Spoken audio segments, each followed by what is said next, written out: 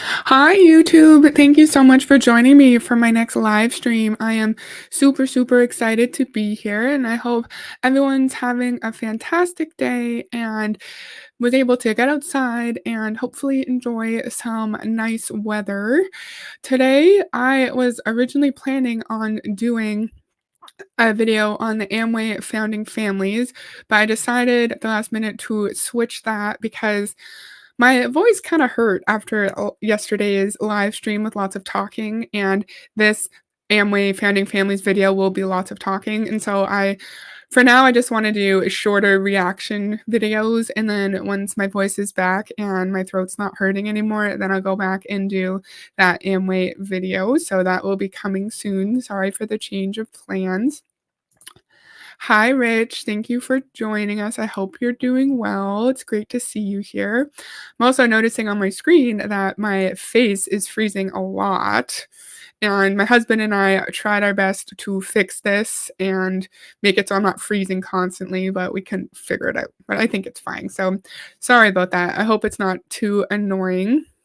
Oh, DC's here. Hi, DC. Oh, I've reviewed him before. Geez, good luck listening while I work. Thank you for joining us. I don't remember seeing a review of Dominic on your channel, DC, but I will for sure go look for that. Thank you for joining us while you're working. I really appreciate that. Live Panic says, hi, Heather. Hi, Live Panic. Thank you for joining us.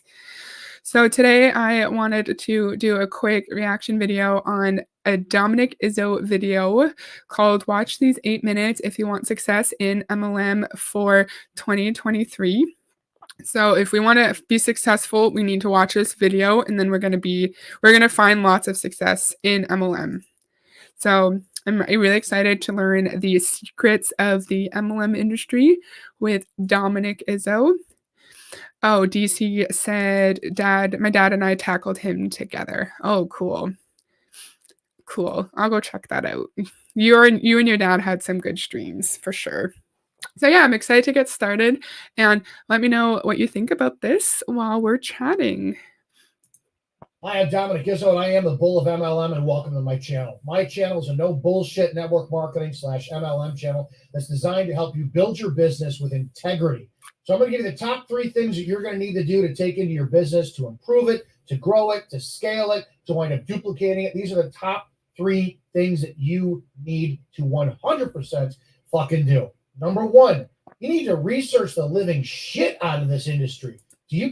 Why are we swearing so much? Is your version of integrity, Dominic, just swearing constantly? I feel like so far, well, in this video, there's moments where he's just calmly teaching us something, and he seems like a really reasonable person. And then there's other moments where I feel like the toxic masculinity is really coming out. And I think his version of integrity is swearing, is toxic masculinity, in my opinion, is being very macho and trying to like take over the room and take over the conversation, in my opinion. So yeah, I don't really like his version of integrity. Is he the one who interviewed Ray H? Yeah, he's that one from, I think it was like 2 weeks ago, where he was fanboying all over Ray Higdon, and there was that Star Wars themed intro to his podcast, and poor Ray was just sitting there and like looking super awkward and uncomfortable during that. DC said he is the one that bullied Julia Joe and Jessica Hickson. He has interviewed Jesse Lee a lot too, and EPH. Yeah, I don't appreciate his tactics, of course, and people are allowed to disagree with people on YouTube, of course, but then when you get into attacking people's personalities and appearance and choices and intellect and relationships and their families and their children, I think like obviously that's where we cross the line, of course, and those videos were examples of absolutely disgusting, disgusting behavior. If he wants to disagree with their opinions, that's fine, but obviously we all agree that he crossed the line in those videos. And it really, those kinds of videos delegitimize his other points, I think. You know what network marketing is? When people say, what's MLM? Do you know how to define that? What is multi-level marketing? Is it affiliate marketing? Is it direct sales? Is this a pyramid scam? When you wind up being able to answer, when you have the answer to somebody who says, "Oh, yeah, I did one of those pyramid scams," and you fumble all over it, and you can't respond to them, that's when you start to create the self doubt in your mind and go, "Oh man, maybe I am in the pyramid scam." But when somebody says, "I haven't done one of those pyramid scams," and you say, "Hey, I appreciate that. I used to think that too." Because you've researched in your mind now and now you know the industry, but I do know the definition and the difference between pyramid scam and network marketing. Let me explain to you why network marketing is not a pyramid scam and why pyramid scams are illegal and what they are. One more. It's interesting that he's telling people to research the industry when we know that if people were to type in network marketing and pyramid schemes, they would probably find lots and lots of research from the FTC and other organizations talking about how they are extremely similar or the same exact thing, and they'll probably see like testimonials from people across YouTube or Reddit talking about how in their opinion, their MLM was a pyramid scheme. And so I think I think it makes sense. This advice makes sense in any other kind of industry, of course. Like if you're a manager in a retail store, it's a good idea for you to know how to manage a retail store. Maybe you do some research on leadership. Maybe you learn about the logistical background of running a store. That makes sense. But in this industry, I think it's just going to make you doubt it more. And he was saying that if someone's questioning whether or not it's a pyramid scheme and you don't do your research, then that's going to make you question whether or not you're actually in a pyramid scheme or not, which I find that pretty interesting. You're educated, the more professional you'll be, the more you'll believe in the industry, the more you'll grow. It's as simple as that. But more so, the more you'll pour into others the right way. And the second thing that you need to do is You don't pour anything into me, sir. Like, that is the grossest MLM saying ever. No one wants anyone to pour into them. And, like, I don't know you, sir, so don't talk about that. But he's saying, like, the more you research, the more you'll grow and the more professional you'll be. Just because you know a lot about the network marketing industry does not mean you're going to grow. You may grow if you're lucky enough to recruit lots of people and sell lots of product, and you're likely to be able to do that if you are able to get in early, if you're lucky, if you have a big following, if you're in a profession where you already have a built-in audience, like say you're a hairstylist or you're a teacher when you already have a big network, or you're what else? A doctor, or you're like a dentist and you already see dozens and dozens of people every day. Those people may be more likely to actually find success in MLM. Or if you're like Moira Kusaba and Beachbody and say you were an actual business owner before, or you're Christine Dwyer and you have lots of experience in the fitness industry before you start your MLM.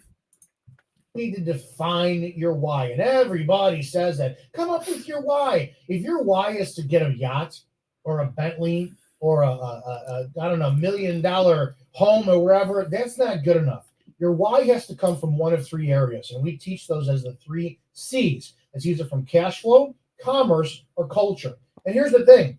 Those three C's, right? Cash flow, how you make your money. Commerce, that's your product or your service. Culture, that's the people that you're going to be dealing with both on your team, your prospects, yourself, and everything else. Those Interesting. I've never heard of someone describing their why in this way. We hear whys we hear that your why needs to make you cry, and if it doesn't make you cry, you need to get a new why. And you have to keep asking yourself why to get to the real root of why you need to join this MLM, right? And so say your why is you want to be there for your kids, right? And then your upline will say, why? Oh, because I grew up in an environment where my parents were always working multiple part-time jobs. Okay, why? And then you have to keep digging down further and further so you get as emotional as possible while thinking of why you need to join the MLM. So I never heard of these three C's for your why before. Commerce, like no one is joining an MLM. No, I was gonna say no one is joining an MLM because they just like the products. I feel like majority of people are joining MLMs because they are financially vulnerable in some way, or because they are like mentally vulnerable with their mental health, or they don't have a lot of genuine human connection. So, Dominic, I'm learning something new from you. Three things are the most important thing. And the reason why we have three instead of one is because it's offering value, right? Whenever you're in network marketing, you're going to see that most people concentrate on the commerce, right? The product or service. So when that No one concentrates on the product or service. That's no one's why, sir. And I was thinking about this today. Does anyone who's not in an MLM have to think of a really deep and serious why about why they wanna do their job? Say you're a daycare teacher, when you're interviewing for a new job, someone might say, "Oh, why do you want this job?"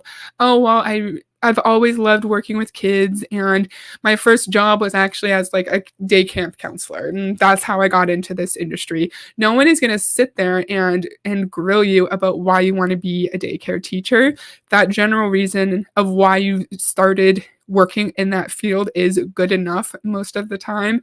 And I have never been in a situation where someone is sitting there grilling me about why I want a specific job. when their product or service does not hold value for everybody they come across, you're losing a certain percentage of your audience in your market, right? 50% of the people, no, I really don't want that product. 20% of the people, 70% of the people. But if you talk to somebody and you present value in three C's, oh, you're not interested in our product, well, hopefully it'll grow with you over time. What are your thoughts on making more money or becoming part of a culture? Well, let me hear more about what you have. You're just I hate that becoming a part of a culture too, because you can be a part of a culture in so many different ways, right? Like before I hurt my foot multiple times, I was on a rec floor hockey league in my city, right? And there is like a culture and a common ground between people who enjoy playing the same sport and who are like playing on a team. And even there's like a common ground between the people that you play against. And there is a culture within that adult rec sports league, right? There's lots of places where you can be around like-minded individuals who have similar interests to you. So with Panic said, it's okay to see him debunking the usual why concept. I hate those typical sob stories. Yeah, it's interesting, right? Interesting. He's going at it with a more logical, rational mindset instead of evoking as much emotion as possible. And then he's not telling us to sit there and share our whys on our social media as a way to bond with other people who have experienced similar things, and as a way to help them relate to you and want to join your team, so then you also understand what they're going through, and then they can have someone to connect with. That was a bit of a ramble, sorry.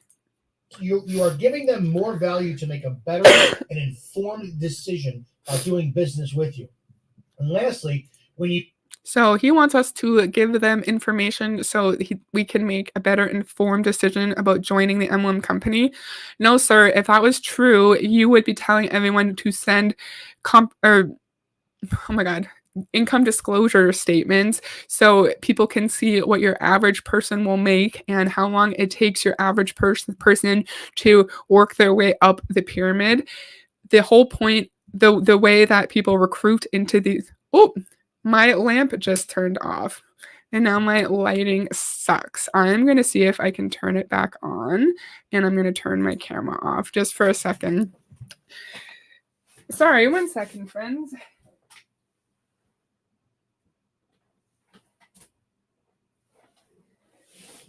So I might not have. Oh, there you go. It worked. Yay. So I don't remember what I was saying. Sorry about that. My house suddenly went dark, so we're just gonna let it play, and maybe I'll remember what I was trying to say. define what your why is through one of those three C's, you're going to be more genuine.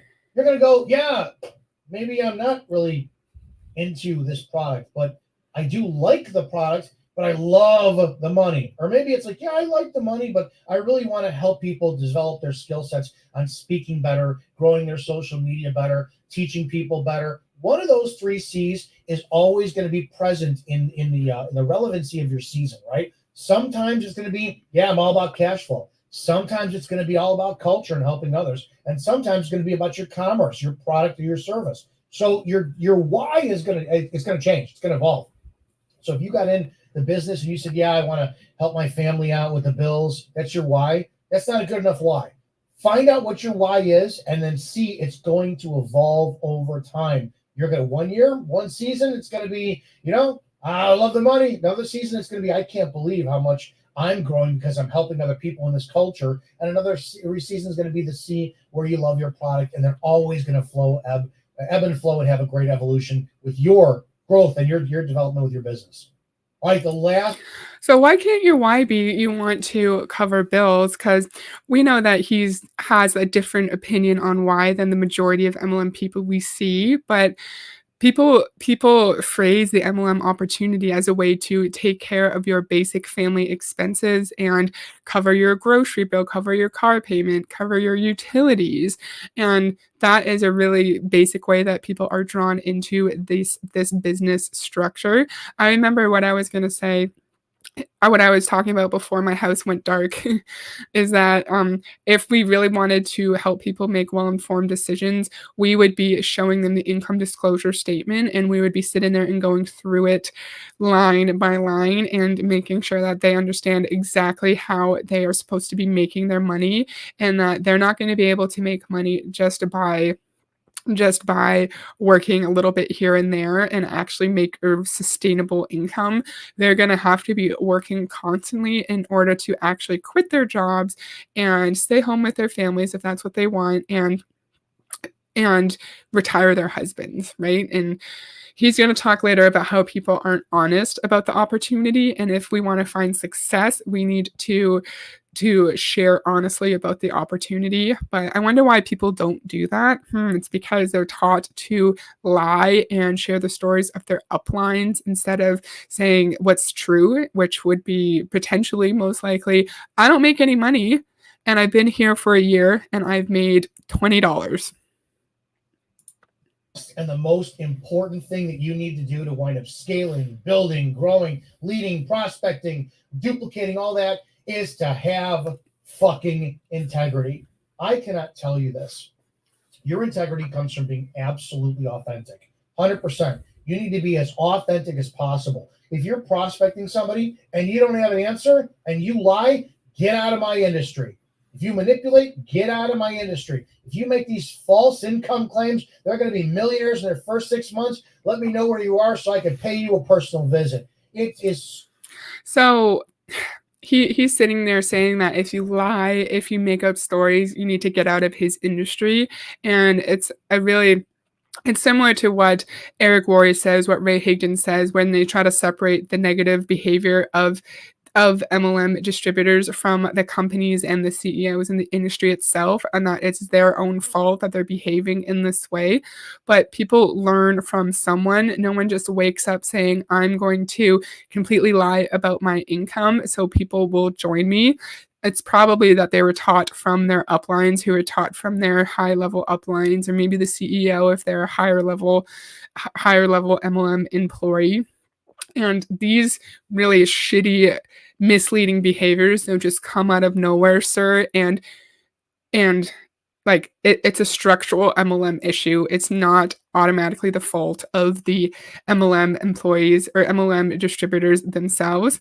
I think his version of being authentic is also expressing his views and opinions in a very, very demeaning and toxic and harmful manner.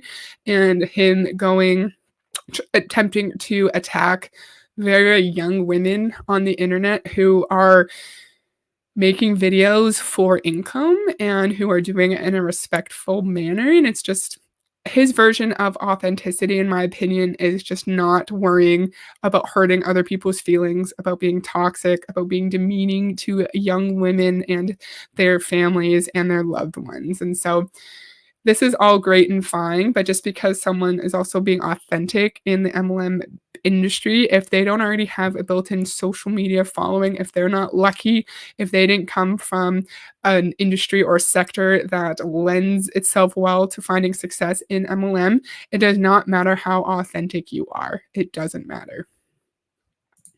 So important that integrity is everything in this industry. If you don't have it, you're done. If you don't have an answer, right? Hey, Joe, I want to talk to you about a business I'm with today, and I can answer your question. Don't fake it. Don't fake it. If Joe says, "Hey, what's the annual income for blah blah blah blah blah," and you go, "Oh, I think it's," hey Joe, I don't have that answer, man. That's a great question. I really am. You stumped me. Would you give me some time to find a definitive answer for you? If you're nervous, what is wrong with saying, "Hey Joe, listen, I'm going to pitch you. I'm scared shitless. Would you give me 5 minutes to wind up trying to fumble through a presentation? I don't know how I'm going to do this. I'm brand new at this company. I'm terrified. Can I just use you as a training tool?" The more you present yourself.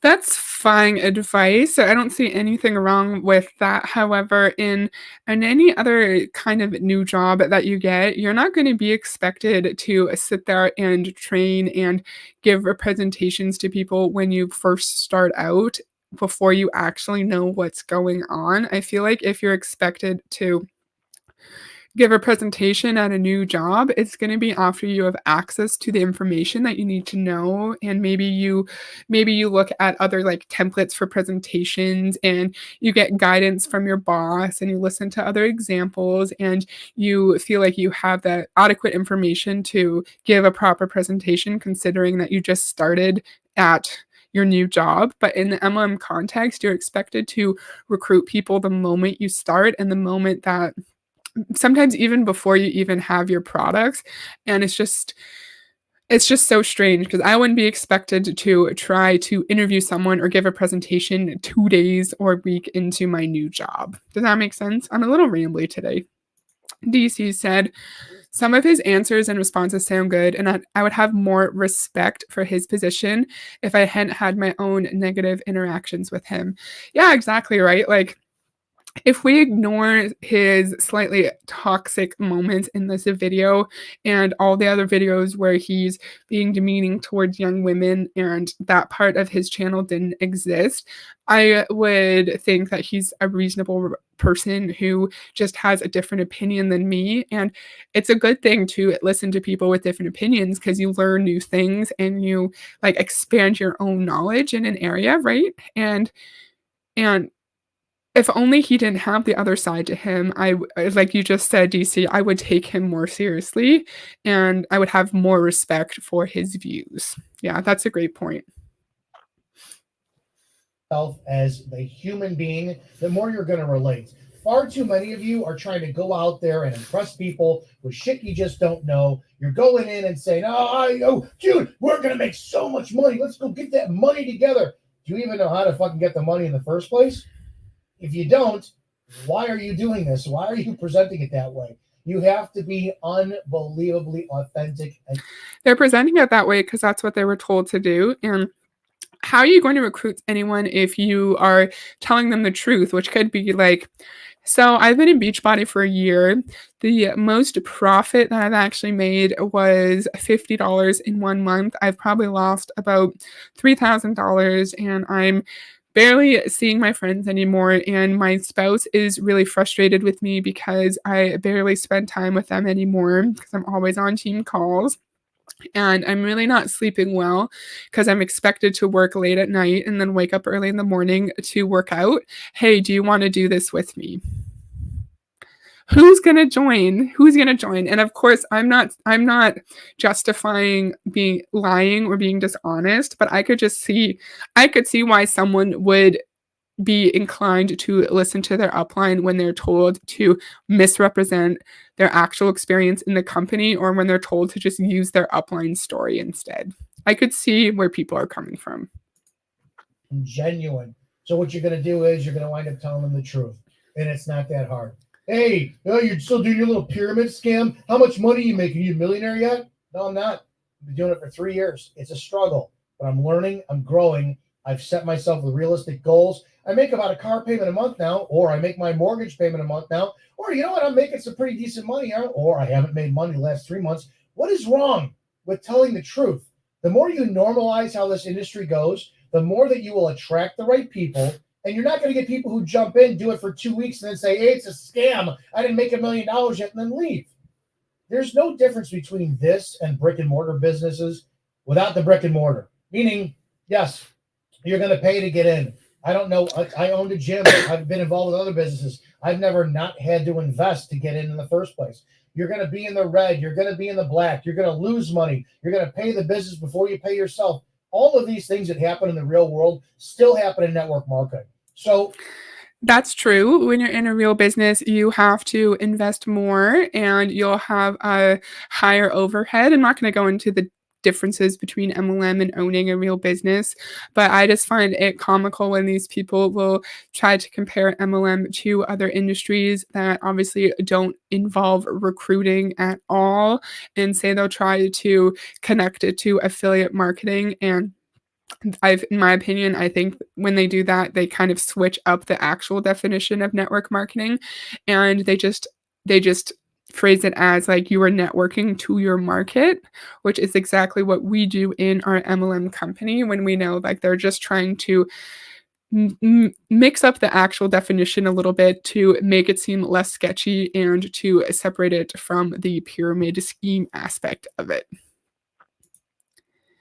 I can see why people feel pressured to fake it till they make it. Yeah, exactly. Yeah, and like not justifying that really shitty behavior, but people enter these companies and they're so desperate for change, for income, and they're taught to really like portray this specific quality of life and the specific dream, and they're told if you just keep pushing and keep going, that that dream that they're lying about, that they're faking, will eventually become a reality. And I could see how people would just get stuck in a really toxic cycle of just lying and misrepresenting every aspect of their day-to-day life.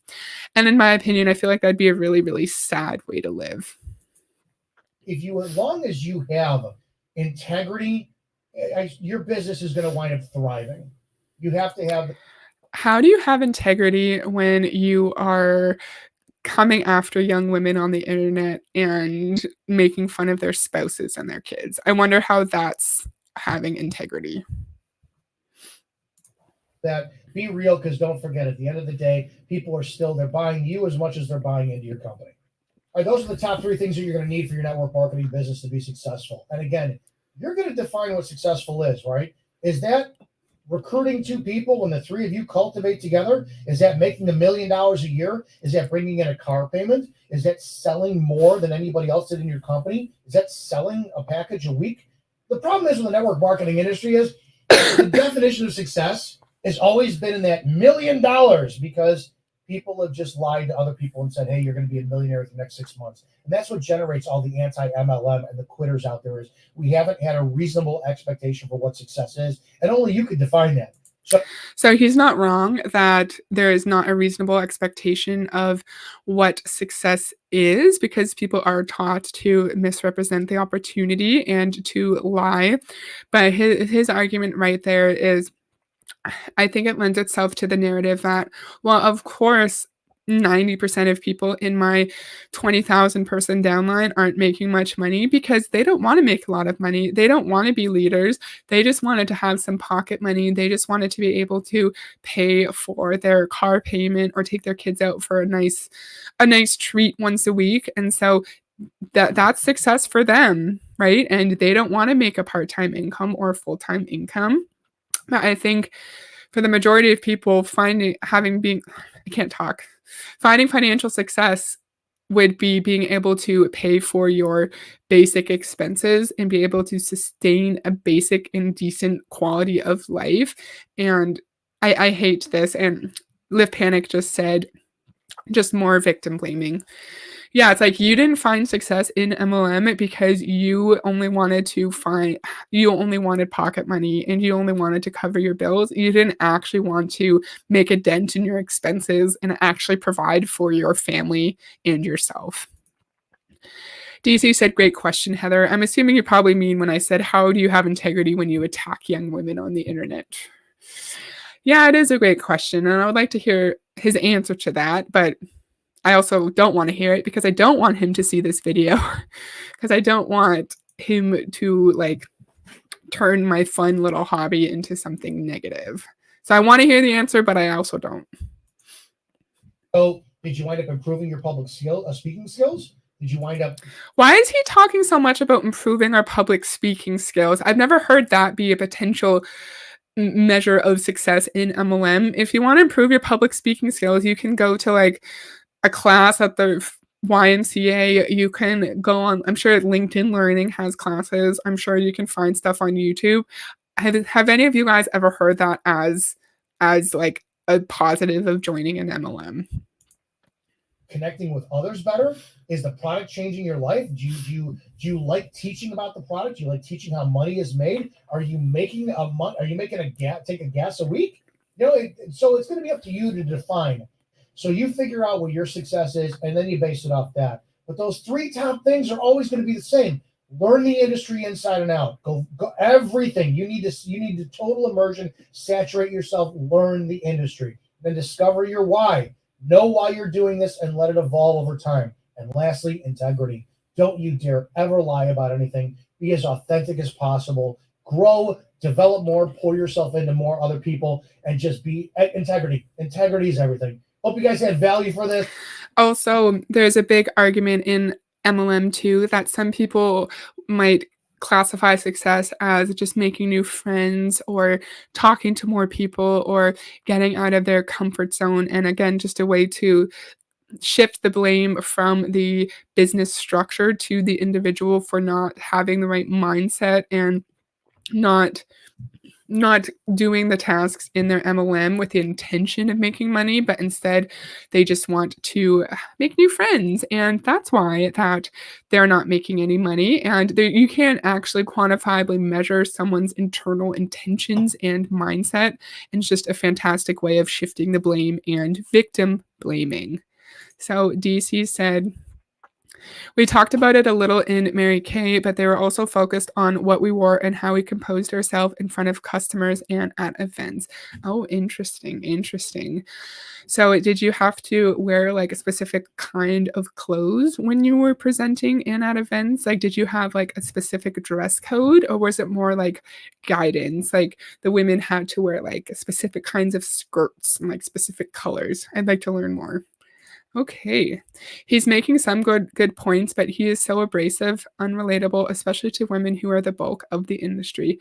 Yeah, I wonder how he expects women to want to watch his content when there's videos on his channel with lots of views on them where he's just coming after people's appearance and their spouses and their children and their intellect and everything about them. And I would be fine if he sat there and just critiqued opinions, just critique their opinions. That's fine, but just do it in a respectful way. But back in the day when I was doing streams with G at Gracious Expectations, she made a great point that the calm, rational content does not get the same amount of attention. And if you looked on his videos, the videos where he's being outrageous and toxic and horrible, those are the videos where he gets the most attention and probably the most watch time. And videos where he's just calmly talking and teaching do not get as many views. Yet business jackets and skirts for women in closed-toed shoes, skirts to knee or inch above knee. Oh, interesting, interesting. I wonder, were there many men in Mary Kay at the time that you were in? And I wonder if they also had a dress code that was that detailed as well. That's interesting. Cool. I'm just going to stop sharing my screen. So that's all I have for today. Sorry that my house suddenly went dark and also my screen is freezing a lot. So hopefully you guys were still able to enjoy the conversation and that the screen wasn't too terrible. So thank you to everyone who watched live. This was really fun and really chill. I really liked it. Thank you, Rich and Lift Panic and DC. And if anyone watching the replay, if you aren't already subscribed to DC, please go do so. I'll make sure to link her channel in the description again so you can go subscribe and watch all her videos. She's fantastic. DC said there were very few men when I was in. Oh, interesting. Oh, I clicked on the wrong one. DC said, thanks for the stream. You're welcome, DC. Live Panic says, thanks, Heather. You're welcome, Live Panic. And I'm homesick this week, and so I want to do lots of streams in the evening. So I'm going to go live again tomorrow at 4:45 my time and do a video on Monday. So I'm really excited about that. Oh, DC said something. Young Living stream tonight and sneaking into a BB Zoom on Instagram tonight. Okay, so go to DC on Instagram and her channel if you want to catch those live or just catch the replay. That's awesome, DC. If I'm free, I'll definitely take a look. Thanks for letting us know. So I'll see you guys tomorrow if you're able to. I hope you enjoyed this stream and I hope you have a great night. Bye.